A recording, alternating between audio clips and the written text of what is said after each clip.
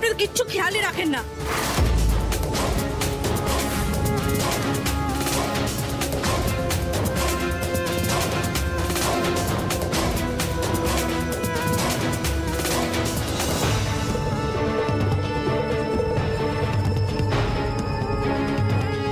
মেহুলি তো ঠিকই বলছে বৌদি, এই লোকটাই যদি দাদা হয় তাহলে এই ঘরে তো দাদার সাথে এই মেয়েটা থাকতে পারে না। আর এই যে মেয়ে, তোমাকে বলছি, তুমি এখনো হাঁ করে কি দেখছো বৌদি? যাও মেয়েটাকে নিয়ে গেস্ট রুমে নিয়ে যাও এখান থেকে। রুংলি এখানেই থাকিব, মু যদি এখানে থাকি রুংলিও এখানে থাকিব। ইয়ার কি হচ্ছে নাকি এগুলো বৌদি? আচ্ছা ধরে নিলাম যে এই লোকটা হলো আমার দাদা, তোমার স্বামী, আর তাই যদি হয় তাহলে তোমার আর দাদার এই বেডরুমের মধ্যে মেয়েটা কি করে থাকতে পারে আমাকে একটু বলবে? এই মেয়েটা কখনো থাকতে পারে না। আঙুল নামের কথা বল। রুংলি এবাড়িতেই থাকিব, মু এবাড়িতে থাকিছু যখন রুংলি এবাড়ি থাকিব, আঙুল তুলিব না। এগুলো হবে না এখানে, এই বাড়ির মধ্যে এইসব নোংরামি চলবে না বৌদি, বলে দাও এটা। কিসের নোংরামি? আরে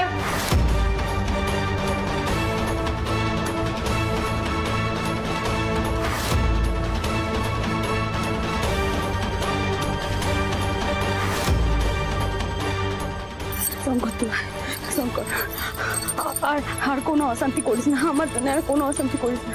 মু থাকিবি নাই ঘরে, মু চলে যাইবি, মু থাকি। এই রুংলি, এই তুই ঝাড়ি দে। এতদিন ধরে কথা বলেছিস, মু বুঝে সব শুনেছি। আজ মু যা বলিব তাই হইব। এই সবাই কান খুলি শুনি নাও।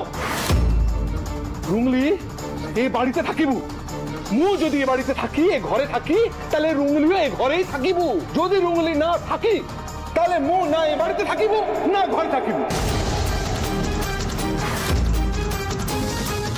আর তোমাদের যখন এত সমস্যা হয়েছে তাহলে মু এ বাড়িতে থাকিবই না। এ রুংলি চল চল। দাঁড়াও, আমি একটু শান্ত হও তুমি, আমি কথা বলছি, একটু শান্ত।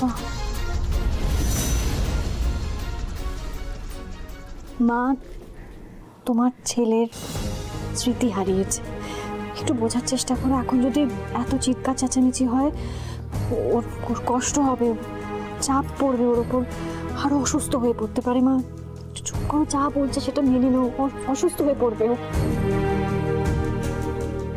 দাঁড়াও, তোমার এই ন্যাকা কান্না এবার বন্ধ করা, আর সহ্য হচ্ছে না। আর মা, আপনি ওকে কিছুই বুঝতে পারছেন না? এটা আপনার ছেলে বৌমার ঘর, একটা বাইরের লোক, একটা বস্তির মেয়েকে আপনি এখানে থাকতে দিচ্ছেন শুধুমাত্র সে নিজের স্মৃতি হারিয়ে ফেলেছে বলে? না, আর আমি আর অ্যাটলিস্ট সহ্য করতে পারছি না। বাবা আজকে ফিরুক, বাবাই পুরো ব্যাপারটা দেখবে। ঋষি একটু এসো তো।